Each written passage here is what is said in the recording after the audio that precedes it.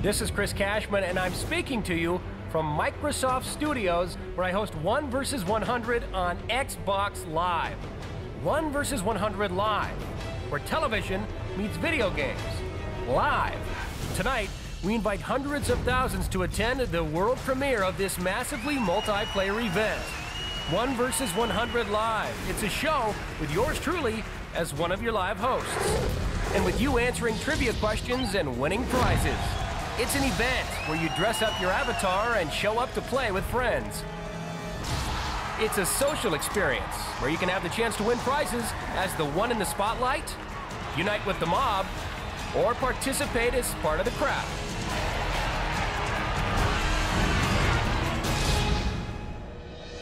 Tonight, live at 7:30 p.m. Pacific, Episode 1 of the 1 vs. 100 Beta. If you can't make it tonight, come join us later in the weekend. Check Xbox Live for details. Look sharp, and I'll see you tonight at 7:30. Well, hi, everybody. It's Chris Cashman from 1 vs. 100 on Xbox Live. Remember that? Yeah, it's me. I'm still alive and well, and I'm on the Rectify Gaming Podcast.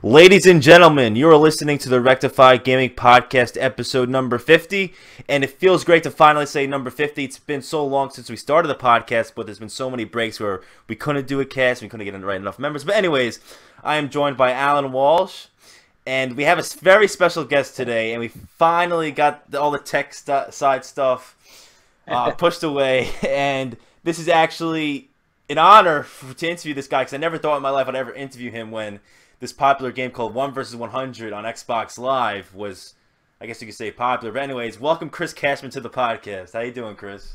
Hey, guys. What's going on? It's awesome to be here. Thank you. And you know what? I also never thought that we would have a chance to talk to each other. To be honest, I had never even thought about you until you contacted me. No, and then I knew you existed. And now here we are. Technology. No, yeah, I know. Technology is great, and I'm doing well, playing a lot of games, and I'm sure you're busy with work and everything. But first off, we're gonna start off with number one question anyway. So, when you did 1 vs. 100 on Xbox Live, what was it like having such a big role in such a new and interesting concept? Well, first of all, do you imagine that many of your listeners even remember? It's scary now to think about. But yeah, this was many years, several years. 8 years ago, and I was like 12 years old. Oh, it's crazy that it's been that long. I know. First of all, but second of all, the easy answer is just that it was amazing. I still remember, I live in Seattle. I work in local TV and radio and do a lot of things. And obviously because of proximity to Microsoft and Xbox, they're kind of in our backyard. But I still remember this more than most things I've done in my career and in TV or whatever. I just remember how it all went down because it was terribly interesting to me. I remember getting a call from my agent. Yes, I have one of those, a local guy. Yeah. People who tell you what's going on, who's looking for a spokesperson, what's happening. So I didn't do a ton of that stuff. I wasn't really trying to be an actor, although I was doing some of those roles and stuff. And I was really at the point where I was just kind of trying to figure out what I was going to do with myself when he called me. And I remember I was camping. I was over on the Washington coast on the islands, and he called me and said they're auditioning for Xbox for this game. It's going to be a game show. So, and that was really what I knew at the time. It was just, hey, they're doing a game show. Do you want to do it? So there was actually auditions to be the host of 1 vs. 100 on Xbox. They actually had like real auditions. Yeah, in the beginning, I didn't know exactly what it was for, other than it's a game show. It's a little bit tight-lipped because it's new. It's not public yet. Are you interested? Of course I was interested. Game shows have, always been how a good match for my personality. My brain is kind of in a constant game of Tetris with creative ideas. It's just always turning. So I went into it, and I remember just kind of ad-libbing my way through this audition. It was a bit silly and ridiculous. I don't think at the time of the audition I could be wrong, but I still think that I did not know what it was yet. It was still kind of a shroud of mystery. And I just went in and was kind of a goofball and just, kind of did my thing. And then I remember I went to the next step, and it was, hey, you're getting a callback, as they say, which is they liked you, they want to see you again. Then that's when I went to Xbox and actually, kind of got nervous because I went, wow, I'm going to walk into the Xbox building. This is pretty cool. And I met with a guy, and then it kind of went away because it was just kind of an ordinary office, and went into this guy's little smaller office, and he closed the door and had a little camcorder set up, and I went, oh, all right, so it's going to be like this. And then it was just another audition where he basically just tried to throw out a ton of weird. He and I haven't talked in a while, one of the original producers, but he always was very kind towards me and says that I basically got it in that room because he was hired as a television type producer to help them figure out how to make a game that's somewhere between a video game and a radio show and a TV show. It's, as we all eventually figured out, it was something in between all of that. And so they had hired him. He came by way of Nickelodeon and stuff. So I thought that was really cool. And then we were sitting there in that room, and he just started throwing bizarre stuff at me. And I knew from doing audition in general that he was basically just trying to get me to, it's the whole never let him see a sweat routine. He just wanted to see, could I keep rolling with it if this didn't make any sense? And there were certainly some moments where I remembered thinking, he is just trying to see if I will run out of things to say. And I just refused mentally. I said, nope, I'll keep talking all night. And so we just had fun with it. And I guess that he really liked my personality in the room. And next thing you know, they said, you got it. And then I remember meeting with them, and it became clear that this was going to be this game show. And I remembered 1 versus 100 because it was on TV for a little bit. And the idea that this was going to be a video game and through Xbox, all of it was brand new, of course, and it was terribly exciting. So I know that was a super long answer for what was it like, but it was mysterious and then terribly exciting. And then once we launched and we're doing it for real, I was living kind of two lives. I always told people I felt a little bit like Batman because I was working on the radio here in Seattle. At that time, I was working on ESPN radio. I was not a big sports guy, but they wanted me to be kind of the funny guy on the ESPN sports station. So that was fun. And then that's when I got 1 versus 100 on Xbox Live, and it became a couple of days a week, and I would basically run out of my radio job and speed across the floating bridge, which we have here in Seattle. I would shoot across over to the other side of the water where Microsoft Studios was, and I would hop into a different microphone booth and put on that hat. And at that time, oh man, that 8 years ago, people kind of looked down their nose at me in media that found out what I was doing, and they would say, where are you going? I said, I'm doing this. I do a game on Xbox Live, and they'd kind of roll their eyes at me, to be honest. I think nobody took it that seriously, but I knew very differently. I was there. I knew the reach and the power and the success of Xbox, and I got to see what people in traditional media don't get to see, which is my own ratings. I could see how many people were playing the game. Oh, really? So, I'm sure we're going to get into that, but unlike TV or the radio where you're just talking into a microphone or you're looking into the lens of a camera, you don't really know how many people are watching on the other side, so it would almost be like if we're doing your podcast right now and you guys had a real-time ticker and you could see, hey, we've got 40,000 people. Now we've got 50,000 people listening. Now we've got 60. So I could see that information in front of me, and it was totally intoxicating to be able to watch this speedometer really just kind of roll over with numbers and go, wow, look at all those people. They're all logging on right now. Join. Mm-hmm. Did Chris? Did we lose Chris? No. I think we did. Yeah, as that call failed for him. Alright. No. No. Hello. Hello.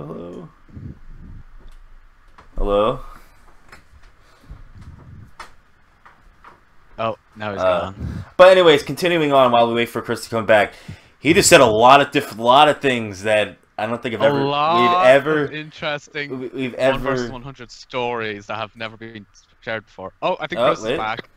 Chris, you back?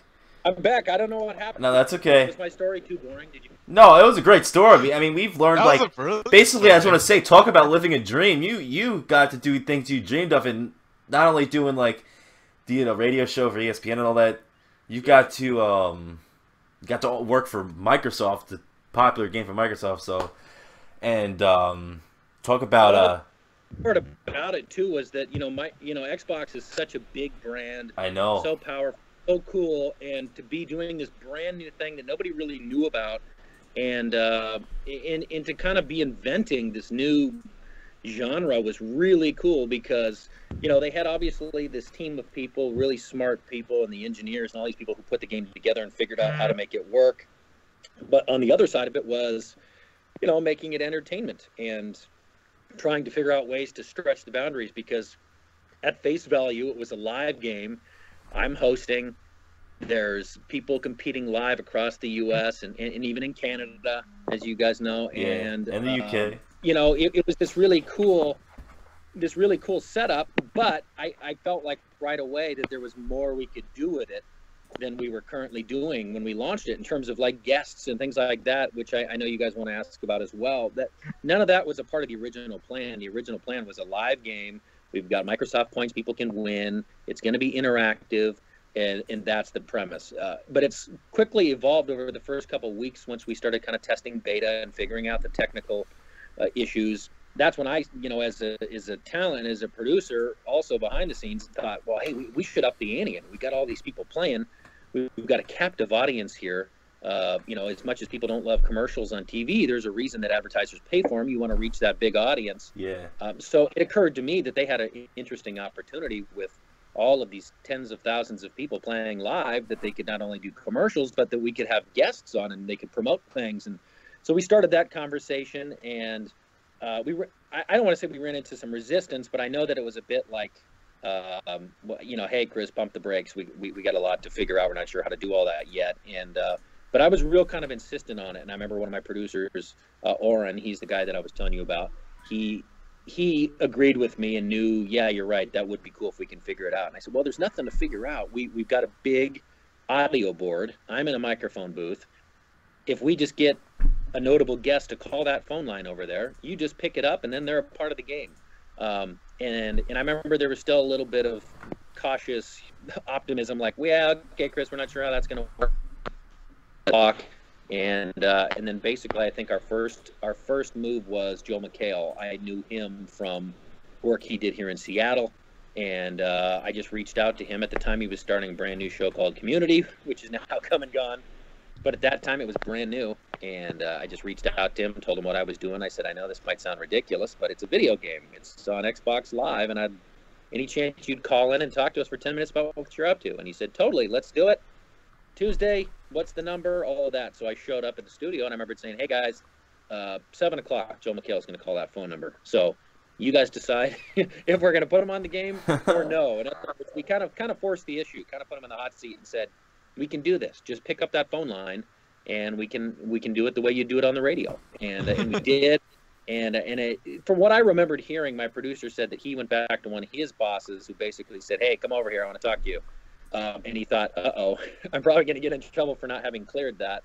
But I guess it was the opposite in that he said, I'm a huge Joe McHale fan. I was blown away when all of a sudden I heard him coming out of our video game.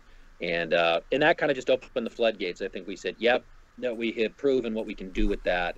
We should be doing that.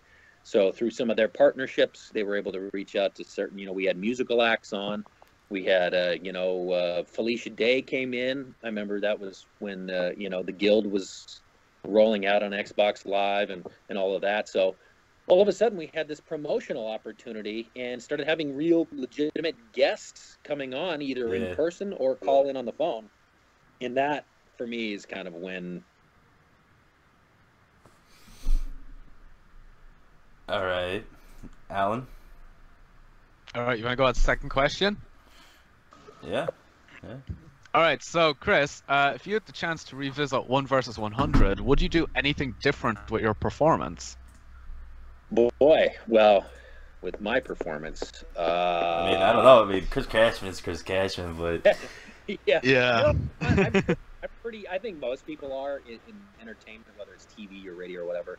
I hate looking at my own stuff. I hate looking back at my own work or listening to myself in an interview.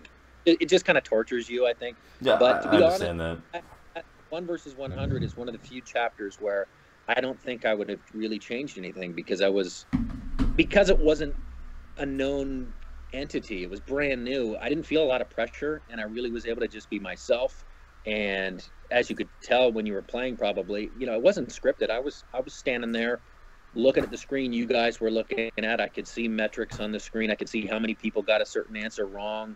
I could see, a ton of information that I could kind of shape however I felt. Certainly producers and people on the other side of the glass would give me suggestions or say, hey, maybe you want to do this. Hey, maybe you want to mention that.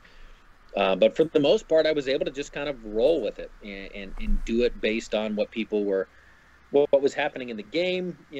Everything was kind of, being created on the fly in terms of, I remember even saying, hey, everybody's got that. This also dates it a little bit, but that was kind of when we all just first started to have these cell phones where you could take photos and text them to each other. That was kind of right about that time when that was becoming normal. So I remembered saying, hey, why don't we ask the audience to send us photos? Just email. I said, wouldn't it be cool? I mean, I said, it's self-serving, it's one-sided, but I would love to see what the audience looks like. Who are these people? Is it a kid? Is it a family playing? Is it, because we were getting emails and stuff with people, saying nice things and saying that they like playing it with the, the family, and that, hey, my kids, this is like the one compromise. They get to play Xbox. We play it with them, but it's fun because we get to see how much they know about stuff and all of that. But all of that stuff was kind of improvised, where we would say, hey, let's have people email us. What's your setup look like? You playing alone? Who are you playing with? Come on, send us an email. And I remember basically we crashed the email system like right away because we got about 3,000 photos sent to us all at once. And it was a lot of trial and error, but it was really cool. And I still, to this day, I don't think I felt as kind of excited about something as I felt with that game, because I thought, wow, we are just scratching the surface with what we're going to be able to do. And I was sort of already looking way down the road and said, man, if we're still around in 10 years, we're going to be at E3, we're going to get to do some of these. I mean, this is going to be a really neat thing. So it was all very exciting when we were doing it. And, to have celebrity guests on, to have Jimmy Fallon call in was amazing. And, full disclosure, that was basically through a partnership. Sprint was one of the sponsors of 1 versus 100. Sprint was a sponsor of his show. So that's sort of how the dots got connected, and they were able to pull some strings. But if you remember that, and I know I posted that audio's out there on YouTube somewhere, but if you remember, Jimmy not only called in and had fun with us, but he clearly played the game with his producer as well, a guy named Gavin Purcell, who's still running in those circles. And I remembered they were making specific references to the game and characters and things that had happened. And to be honest, I was totally blown away and flattered to go, wow, this is very interesting. We've got some, an A-list celebrity who's one of these anonymous players out there, playing this game 1 versus 100 live. And that to me was kind of the tipping point where I said, wow, this could go in really interesting places if we're given the time. Yeah, like I never expected to see my family become interested in a video game, but with 1 versus 100, they started playing. We would actually have, like at the start we'd play on the one Xbox, but then later on when we went into season 2, we'd have multiple Xboxes running 1 versus 100. We heard from a lot of people that would say that, or even, I mean, the internet's where people go to complain, right? I mean, it's just full of nasty. Oh, of course. But we were blown away by the opposite. We would get a ton of people sending us messages saying, I did not want to like this. I'm a legit gamer, and this is fluffy and stupid, and I didn't want to like it, but I actually like it a lot. And, there's one other way to say it. That, you know what, there was something oddly compelling about something as simple as trivia, but knowing that you were doing live and knowing that there was this experience happening with people that you couldn't see but that were out there was really quite fun. And to every now and again, get a message from somebody, we'd see them a lot. Basically how it would work, I would sit in this little microphone booth. I'd have a screen in front of me just like you guys had. I had the controller in my hand just like you guys had. Yeah. But of course I had a microphone. And on the other side of this glass was the control room where my producer people would sit. And every now and again he'd flip around his computer screen, because there was something he wanted me to see or read, or an email that came in or whatever. Twitter was kind of in its infancy.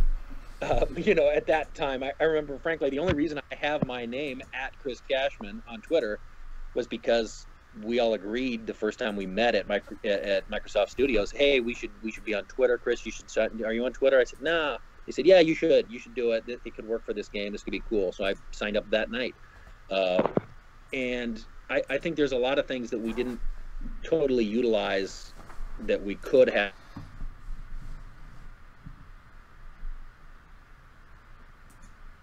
Hello.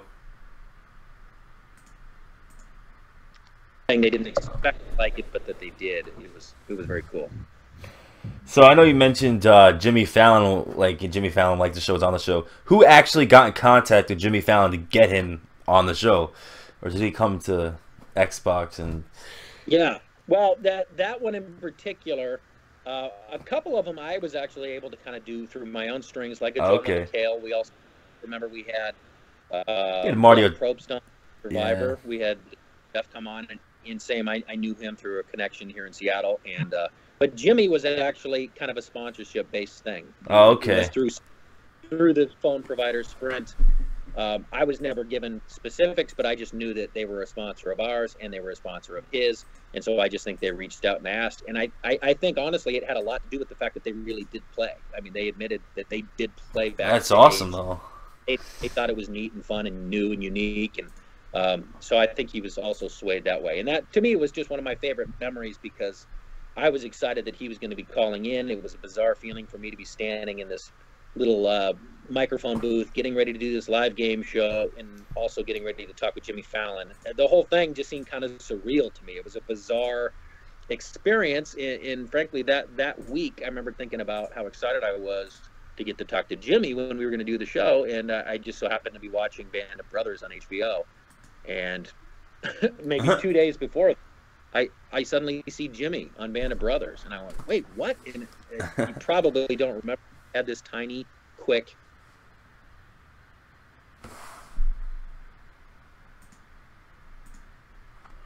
And then drives off, and to get to interview him, and I introduced him as, arguably best known for his role as soldier on an ammo run from Band of Brothers, and to hear him laughing on the other end of the phone was such kind of a thrill for me personally, to go, all right, he's going to have fun with us. This is going to be fun. And then once he started talking about the game and making inside references, and I realized, oh, he's not kidding. He actually knows this game. He's actually played. It was a pretty big thrill.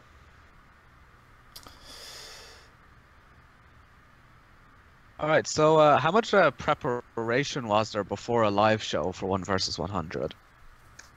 Well, most of our preparation was technical, because I wasn't looking at any of the, for competitive and legal reasons. I wasn't looking at any of the information ahead of time. I didn't know the questions that were coming.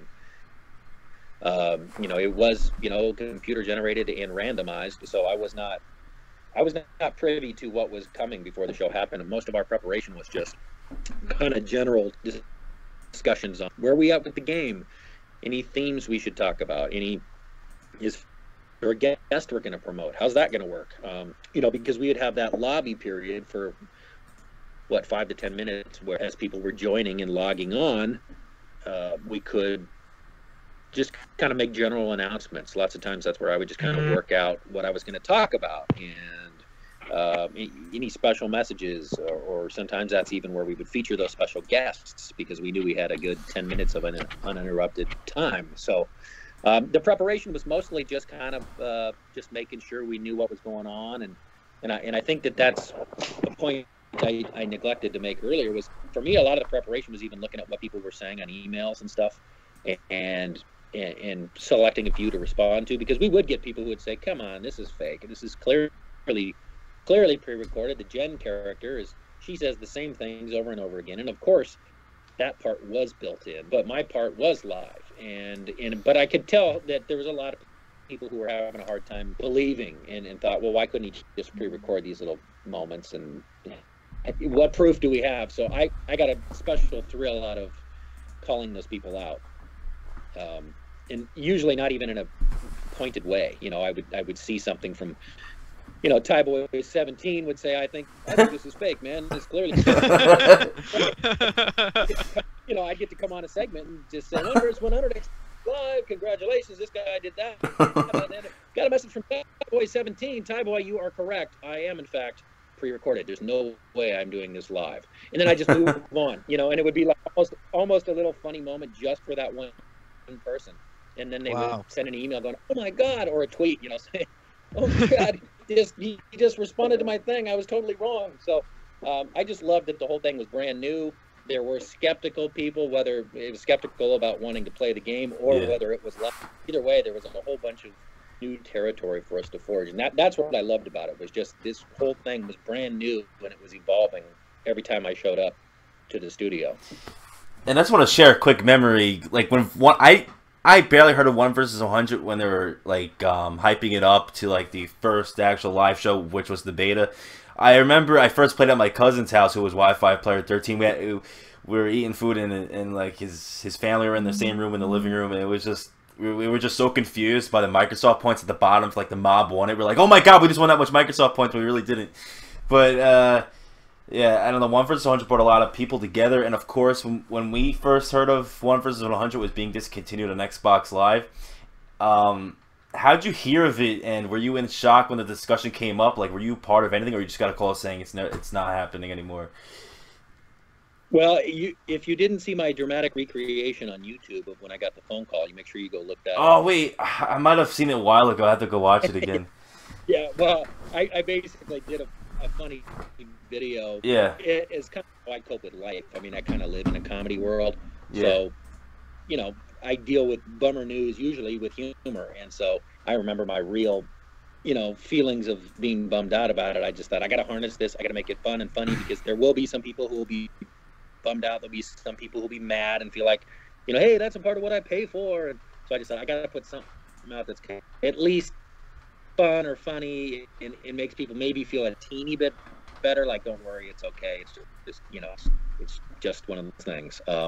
I got a phone call, I think, from one of the producers basically giving me a heads up and saying, hey, bummer news, just so you know, looks like we're not going to be able to continue. So, like anything, it was just bummer news, and I was sad to hear it go. I kind of held my breath a little bit and thought, well, maybe the phone will ring in a couple weeks and they'll say, never mind, we figured it out, we changed our minds. Oh, all right. All right, Alan. Uh-oh. Are you there? Yeah. Yeah. Yeah, we're all here. You're still connected? Yes, we're back. Every now and again, the signal keeps going out. I don't know if maybe that's all right. That's all right. As long as we got you here still. Yeah. So, yeah, I mean, basically, I got a heads up. I was a bit bummed, and I don't want to give away any inside info, but... Oh, we like inside info, though. Well, I will say, the way I was told how it went down is very familiar to a lot of companies. I mean, just by whatever profession, and that they basically said, look, this boss left. He's over there now. This boss is over here in charge of us now. He doesn't know what... He doesn't get this whole thing, and it was an easy thing to just sweep under the rug and say, nah, we'll get that money off the books. Because the one tricky part, to their defense, because everybody at Xbox was amazing. I can't cast blame on anybody. I know business is business. Yeah, but I will say that the one thing to their defense as to why it might have been easier to pull the plug on than some things is that they did not own 1 versus 100. That's true. A company called Endemol, which owns, what a cool name, right? Endemol. They own everything, and they own, so they were licensing this. I have no way of knowing, but I would imagine it was a pretty hefty price tag to say, yeah, you want to borrow our 1 versus 100 brand and put it on your game? Here you go. So it wasn't something they developed from the ground up. I think it would have been a lot different if they had developed a game that they could have owned fully and not paid that licensing fee. I think, but I don't know what it was. I don't know if that. I mean, they would say that's not. But my suspicions, based on what I know, are that certainly probably played a role. I mean, Microsoft is a big company. You would expect them to be able to pay that if they could pay Minecraft $2 billion. Well, but you just never know. And I really took him at his word when we had this conversation about why. I thought, yeah, you know what? I mean, I can't tell you. Since then, I probably had 2 or 3 other jobs in broadcasting where a similar situation happened, where this boss left, some other boss started, had a completely different view on things, and that was that. Wow. So, it's a bummer because I really think we basically barely scratched the ice with what we could have done with that game. I mean, that game was it was ahead of its time. Yeah. Like, it really was. It really was. For the Xbox 360 era, that was extremely ahead of its time. You would think that would be on Xbox One. Like, while I'm playing Halo 3, I would get a notification, oh, extended play is about to start soon, or this is about to start soon. You know, you never... Right. I mean, you don't even have it on Xbox One, or like, this is about to start soon or something. Well, and at the time, especially, it was doing something that gaming really just didn't do at all, which TV was trying to hang on to, which was create appointments, appointment gaming. It was people... Here, still telling me, I'll still run into people and say, "Oh, I remember Tuesday nights, right?" And I say, "Yeah, that was it." And they said, "Yeah, I remember Tuesday night. We knew, hey, if we can, we got to get back to the house and play this game." And then we started doing theme nights, and kind of spinning it off into some nights that were not hosted, but that they were, themed like horror movies or whatever. And so it was really fun, and I really saw it kind of unfolding.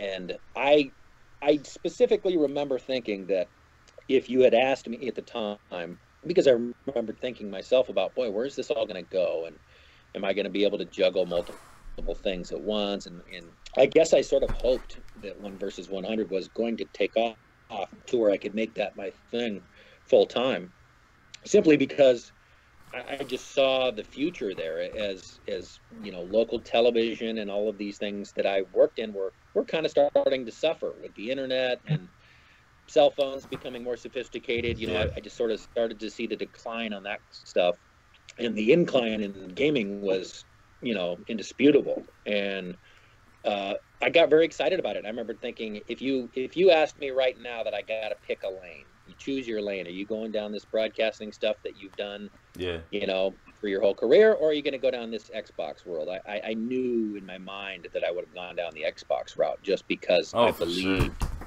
the technology, not so much the game and just the longevity of one thing, but just the technology. I thought, well, there's no way this is going anywhere, going to become less popular. Xbox would be a really fun thing to jump aboard and work with. So I frankly, since then, I've still kind of kept candle lit that one day the phone would ring, or even an unrelated project that they would say, hey, we're going to do this new thing over here, because they're really at that point where they could and probably should have original programming. I mean, they have some, of course, but I'm still surprised they don't have a weekly show, stuff like Attack of the Show on G4. When they went away, I thought, right over to Xbox. So yeah, it's a bummer. It's still, I won't say it haunts me, but I still think of it more than, there's several jobs that I've had on TV or the radio that you just don't think about because it's so far in the rear view. But Xbox and 1 versus 100 is definitely something I think about, weekly. And people will still tweet, and people will still tweet at me and make references. And I find it's, really, really cool that people still even have a memory of it. The fact that you guys even reached out. Let me tell you something, Chris. Every year before E3, one of my predictions, one of my wishes, 1 versus 100 gets announced. Alan could tell you, anyone that knows me really well could tell me, like, every year 1 versus 100 is the game I want. And let me tell you something else. In over the past few years, when I've been thinking about 1 versus 100, watching videos go on forums, everyone said they bought a lot of people said they bought a 360 just for 1 versus 100. Right. And that's saying something for a game like that. And I believe it's a game, if it's on Xbox One exclusively, not on Windows 10, it could sell consoles. And not only that, it takes advantage of the avatars on Xbox. It gives you a purpose to buy something for your avatar and getting to show it off. That's the thing I really liked about it. You weren't wasting money on your avatar when no one could see. And I don't know. Right. No, that was a part of it too that was brand new to me. Creating this avatar and having it. And I have 2 little girls now, and at the time I had just one, and she was very little. And that was one of those fun moments for me, was when she was in the living room, barely talking, But I was standing there setting up my 360 at home and had my avatar up. And she looked at the screen and said, "Daddy!" And I thought, no way, you actually know what that's supposed to be? She was able to figure out that was That's an brilliant. version of me. Nice. So, and then, just because I'm thinking of wild moments that stand out to me, one of the neatest moments was when I was traveling for something totally unrelated, like an insurance convention that I think I had been hired to be a host at. I don't really remember the details, other than that I was flying into San Diego, and I was walking through the airport, and I'm supposed to find a driver that was going to take me to where I was supposed to go, and so I'm looking for a guy with my name on a sign, kind of a deal. And right as I spot a guy down the way with my sign, some girl goes, "Chris Cashman." Oh. And I look up, and I look over, and I think, "Oh, this is my contact or whatever." And he goes, I'm sorry to bug you, but you're Chris Cashman, right? And I said, "Yeah." He goes, Oh. Chris got cut out. I think signal went again. Yeah, that's all right. A lot of good. Oh. You recognized in the airport from a video game, which just kind of blew my mind. And he was stationed there in the Navy in San Diego. She said, "Yeah, that's one of the things we like to do when we get time together." So that even kind of ripped my brain. Go, wait, did I just get recognized from a video game? Yeah, that's awesome.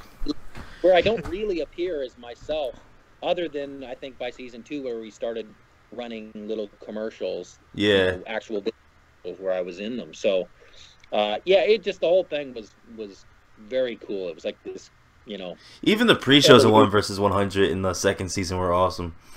Yeah, there were. Right. Everything about it was great. Getting the lobby.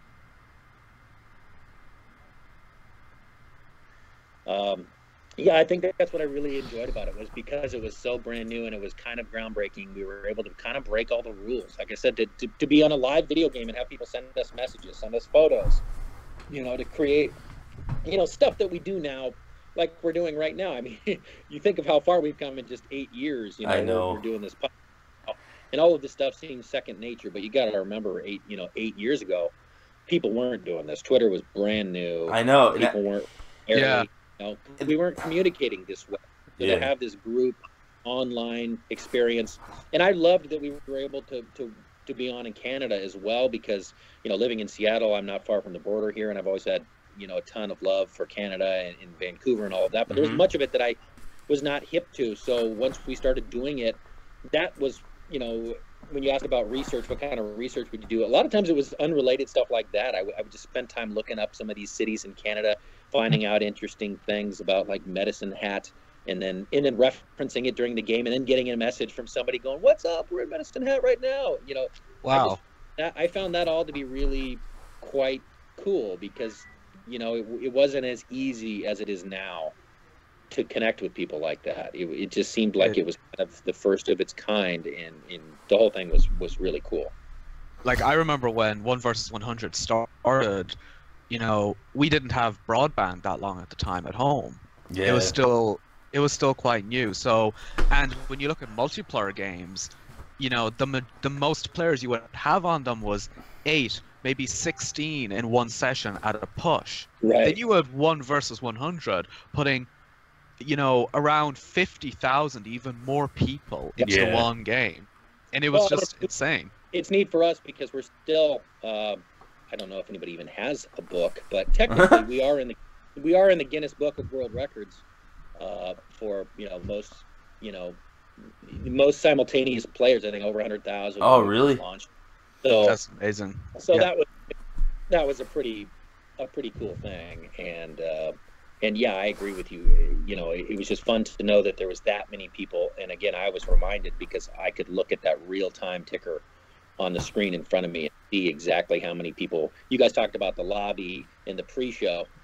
It was especially fun for me to get on and just start talking and kind of warming up and say, "Hey, we're going to do this," and then to watch that, like I always call it a speedometer, because it was just rolling over.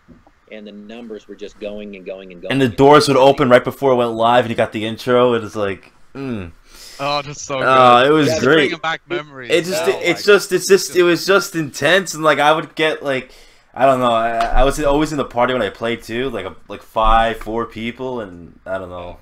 Yeah. And then once we started having guests come in, like I said, like the Felicia Day. Yeah. It was an interesting experience to try to translate it for them, because for them it was brand new too. It was like, what did you guys book me on? You're going to be a guest on a video game show. I think all of these people were terribly confused about what it was, and then they would come in and they'd come in the booth with me. We'd say hi. I'd kind of explain it to them, and we'd kind of hurry up and wait basically for these moments, and then we'd say, okay, coming up after this next question, it's going to come back to me. And we'll have, we knew it was like a predetermined thing. It was something like, I'll have a minute 20. So as soon as it comes to me, Felicia, I'm going to introduce you, and I'm going to ask you a couple of quick questions. And we'd have a kind of a countdown clock in front of us, so I knew when I had to stop talking. So, there was a lot of ad-libbing involved. There was definitely attention to some of the metrics. Like I said, not only a back timer for when it was going to cut me off, which we had to learn. There was times early on where I would get cut off mid-sentence, and we had to adjust things. We realized the timer wasn't completely accurate. And, the system would kind of take over at a certain point, and it would just do. But so there was a lot of working out the kinks and things that didn't go right. Some of my favorite memories are when things didn't go right, and we'd have to kind of like during beta, especially. We'd have to put up a message and say, hey, that's all for tonight, folks. We got to work something out. Something didn't work. We apologize, and behind the scenes, we get to get creative. I remember one particular night where we joked about how I was gonna go fix it myself. We'll see you next week. And then we started kind of tweeting out, even though nobody was really on the Twitter early on, photos of me pulling out wires, and I was just somebody give me a flashlight, take a photo. So we were able to really kind of just have fun with it and kind of build this network of people. And yeah, I guess to me, the unfortunate part is that I feel like we got the plug pulled before we were really off and running. Yeah. I still felt like just figured it out, even though we had all these really cool moments and people were winning Microsoft points, and people would say, oh my God, I just bought a game for free. This is awesome. And we'd have celebrities on. There's so many highlights, but I guess that's the painful part for me, because I feel like we were just in our infancy and could have done a lot of really neat. And I agree. Every year about E3, people start tweeting about it. And it's all the time. All the time, if someone writes to Phil Spencer, or even I do, he always denies it and everything. Like every time I tweet about it, there's at least someone who replies like, "I love this game. I want it back." And there's definitely a demand for it. I just want Microsoft just to make it happen already. Yeah, well, I know. In these days of crowdfunding and all, there's a lot of things that do happen based on, audience reaction and what people online are demanding and all that. So there for a couple of years, especially, I thought, it's possible this will come back, because I think it's still possible, to be honest. Fans don't, fans really don't want to let it go. And like you said, I'd run into a lot of people that said they almost felt a little bit ripped off, because they said, yeah, I thought that was, somebody likened it to HBO. They were like, it's almost like, they just suddenly removed it, and I felt like that was a part of what I was paying for, which was, of course, not really true. No, it was yeah, just kind of a fun, value-added game. Yeah. But I think it was a good sign that people felt that way, that they felt like, no, this is the kind of thing I not necessarily expect, but that I appreciate for paying, a premium to be a live and a gold member. So I certainly understood when people would tell me that, and I guess like I said, I guess it's a good problem. Yeah, and I would 100% pay a subscription for 1 versus 100. Oh, I would absolutely as well. On Phil's Twitter, he has hinted at times that they do want to bring back something similar to 1 versus 100, but what's stopping them is the fact it's not their IP. Yeah. Right. Well, I think that goes back to my. It's like, what if they They didn't own that game, so. What if they did 1 versus 200? Or 1 versus 99 or something like that, right? That's right. Yeah. But anyways, Alan, you got another question? So, well, I think we already know the answer to this, but if there was ever the opportunity to do 1 versus 100 again, would you do it? Yes! And let me tell you something, Chris. If 1 vs 100 coming back, they need employees. I'm moving to Seattle and working on 1 vs 100 team, doing something. I would do anything to work for that. I would do anything to be a part of it, to keep it alive. I swear to God, 1 vs 100 is my top 10 games of the century. Same here. I'd be over there straight away. Shannon Loftus, if you're listening to this or wherever, anyone from Microsoft, make it happen. Okay, there you go. Make it happen. Right. You know, it's quite interesting. There was always a rumor that when Microsoft had its own entertainment studio, it was led by the former CBS exec Nancy Tellum. Yes. They said she was apparently working on reviving it, but then in 2014 that studio was closed and she was laid off. Yeah. But I do wonder if they had something in the works. Yeah, I never, obviously I'm on the outside looking in. I never got any sort of insider info on that stuff, but I kept hearing similar rumors. Just because of Twitter, really. I mean, people would have let me know. They'd say, hey, did you see this article? Hey, did you see he said this? Did you hear this? So, yeah, I also always hoped that I would get a phone call someday saying, hey, let's talk. Because it really was the one thing that's in the rear view of my career that I would, no questions asked, jump at to do it again. Just pick up right where we left off. 100%. I wouldn't blame you for doing that. Yeah, and now, when you look at the technology we have now, they've since had Kinect, they've had the launch of the Xbox One. There's a lot of things they could integrate into 1 vs 100 now. Well, and to me, as a guy who's worked locally, like I said, on TV and radio, that's where I am right now, at a local TV station in Seattle where I work. I know that, ultimately it comes down to sales, to money, to be able for them to make money. Like it or not, they're not in the charity business, and Xbox needs to be able to make money for a game like that to work. And the only thing that I think worked to our, I guess that didn't work to our advantage, was that it was kind of this brand new technology, and they didn't really have a sales team that knew how to sell it, to go out to clients and say, well, it's a video game. Oh, I would sell it for them. And I kind of saw it as a terribly intriguing opportunity as a salesperson. To be able to say, hey, we're not going to give you fake ratings, so I'm not going to come here and tell you that we guesstimate this. I can show you how many people are playing this game. And yes, you might say, well, hey, even an average TV show might get a couple 100,000 viewers, and you've only had 50 or 60,000 playing or whatever. The difference, in my mind, anyways, is that we had a captive audience. You guys had to choose. You had to choose and click to come into the game and to play and to participate. And captive audience might not be the right word, but this was a proactive audience. You came to us on purpose and are presumably.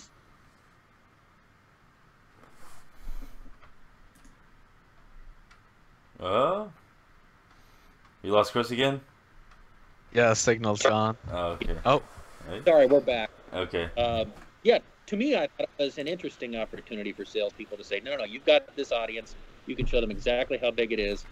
And I thought, boy, if you go after the right kind of, and this is for the engineers, I won't pretend to know how it works, but I thought, if you guys are able to build in, which I'm sure now they can, I said, why couldn't we sell a pizza, whoever it is, DiGiorno, Papa John's or whatever, and people could actually just click the button on their screen and get it, or at least get our, whatever our coupon is that we're offering. So I felt like there was some really cool, interesting opportunities for them to infuse sales, not in a way that would drive people crazy, but in a way that would make it profitable so they could keep doing it, It's funny you mentioned that, because that interactivity has shown up on Xbox Live since. At E3, Microsoft will do these live shows where they'll interview developers about different games, and let's say they're interviewing someone from the Forza team. If you're watching that at home, you'll see a little prompt telling you, hey, you can pre-order the game, and if you click yes on it, then you'll have paid for the game and pre-ordered it.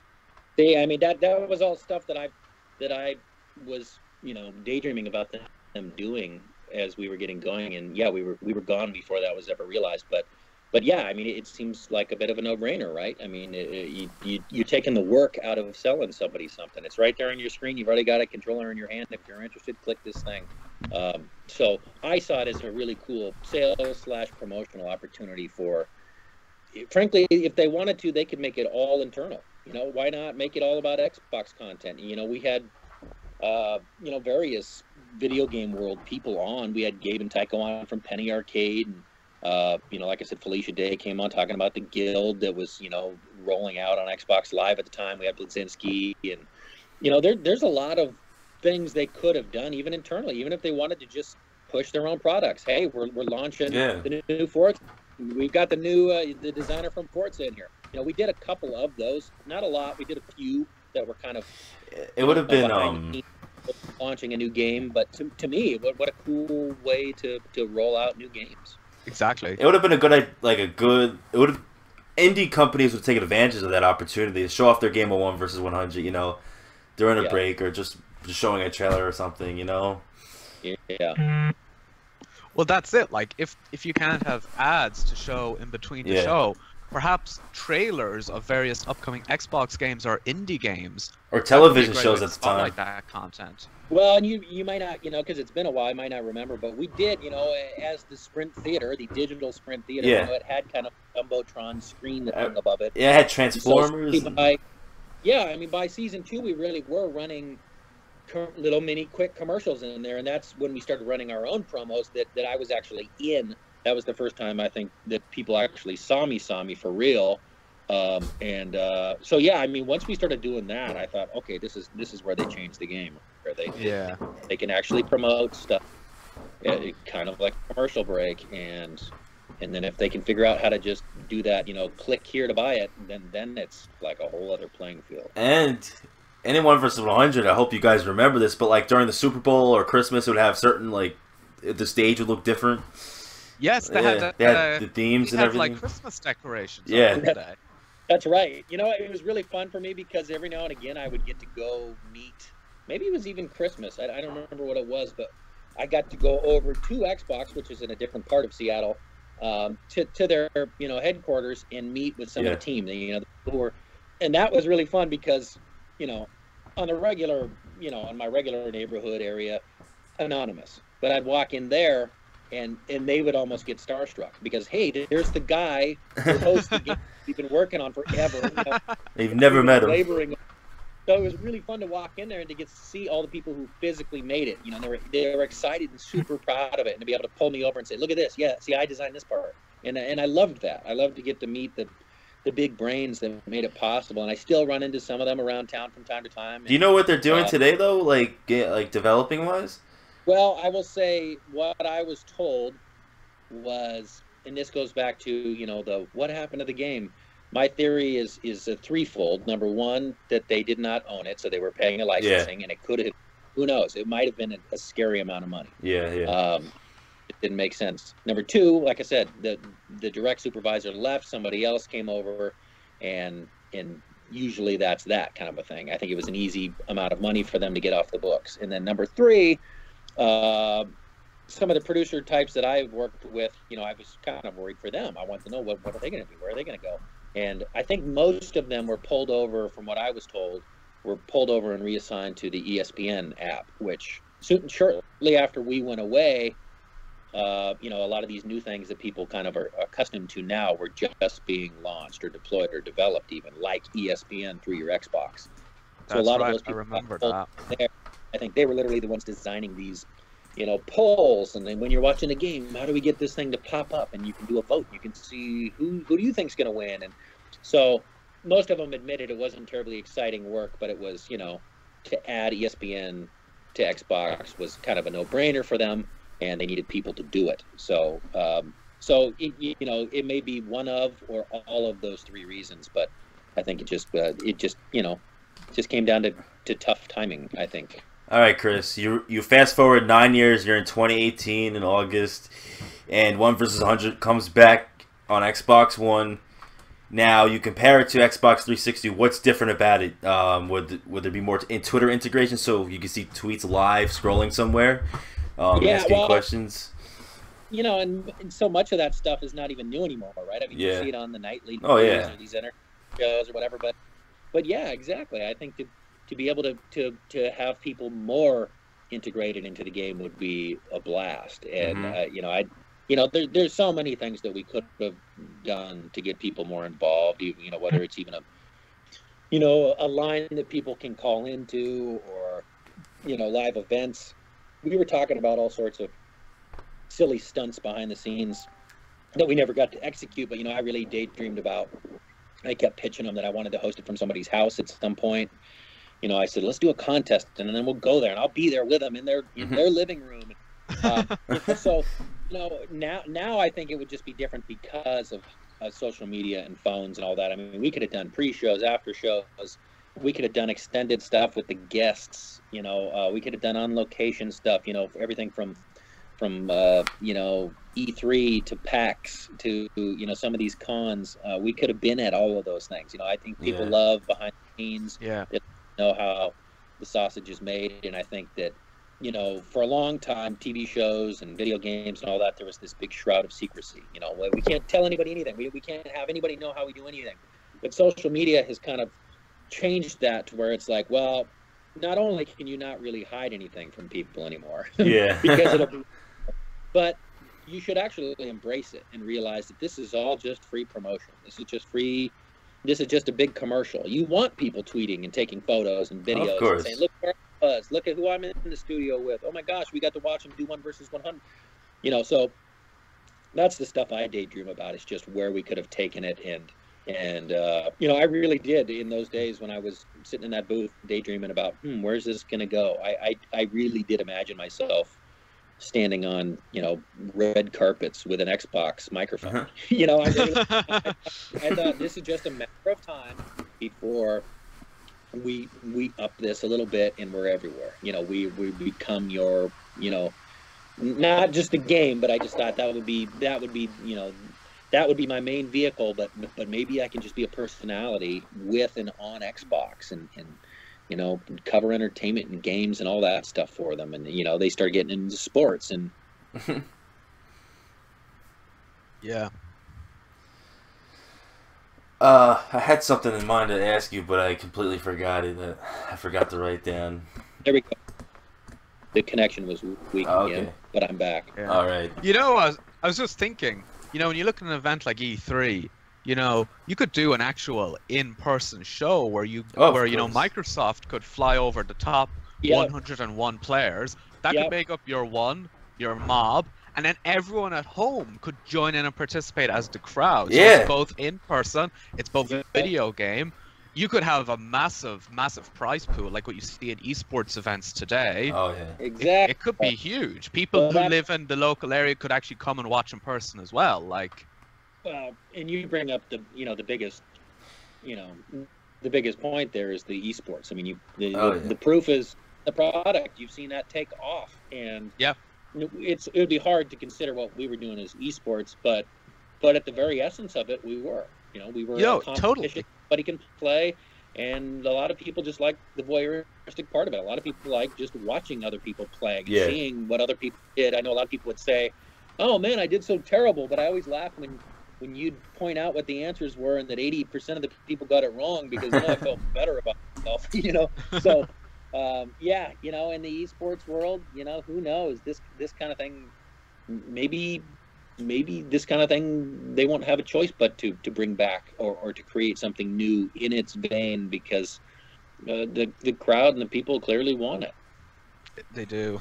And the thing with 1 versus 100, you could do in today's world, have some kind of streaming integration for people that stream it, and the viewers, if they can't play it, have them somehow answer questions through Twitch or Mixer. I don't know.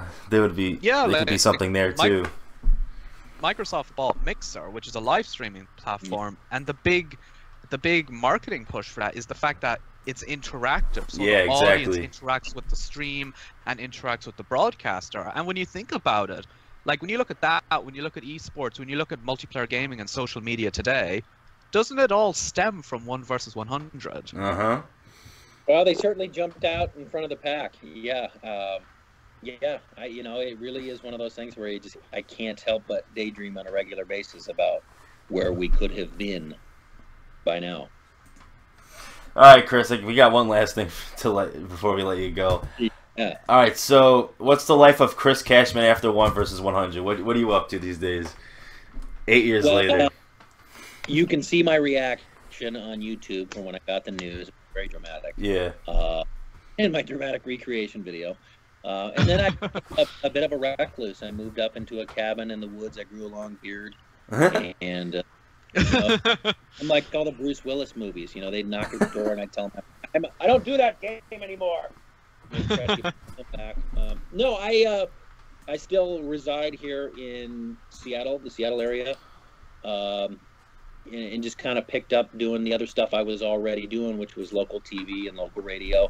I kept doing the radio for a while after that, and then kind of bounced back and forth between a whole bunch of different things, and started a sketch comedy show that we did for about 4 seasons, late night comedy show, and that was kind of a dream come true for me because my dad actually was on a Northwest-based sketch comedy show when I was little, so I kind of grew up wanting to do that and to be a part of that world. That went away before I was ever out of college, so it wasn't an option until I was, you know, a veteran of the industry, and I knew how to write and produce and edit and all of that stuff. And so we created our own sketch comedy show called the 206, which was based on our area code out here in Seattle. Created a different version that was actually syndicated in the Northwest, so it was on in a couple of different cities and states. And then about a year and a half-ish ago, we stopped doing that to kind of do other things, and I was fortunate enough to start working for an NBC affiliate in Seattle called King 5. Yeah, I've actually walked past there last month when I was in Seattle. Yeah, we're right down by the baseball. Yeah, I know exactly where it is. I actually walked to Krispy Kreme from our hotel. It was like a 45-minute walk, and because we don't have Krispy Kreme in New York, because I was there for PAX, and I went to Microsoft 343. And yeah, I always walk past there. Maybe next time I should give a visit to Chris Cashman.